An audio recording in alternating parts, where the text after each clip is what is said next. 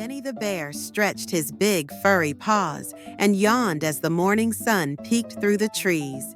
Today felt like a special day, but he wasn't sure why. As Benny stepped outside, he noticed something was different.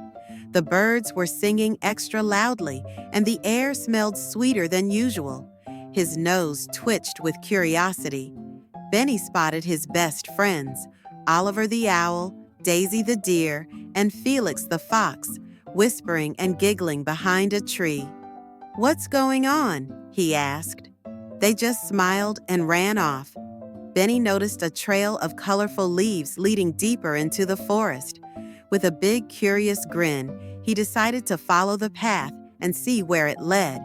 As Benny reached a clearing, his friends jumped out and shouted, "Surprise! Happy Bear Day!" A big picnic with honey, berries, and cakes was waiting for him. Benny's heart filled with happiness. "You remembered my special day," he said.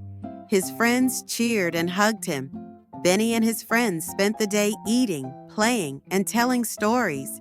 He knew this was a day he would never forget.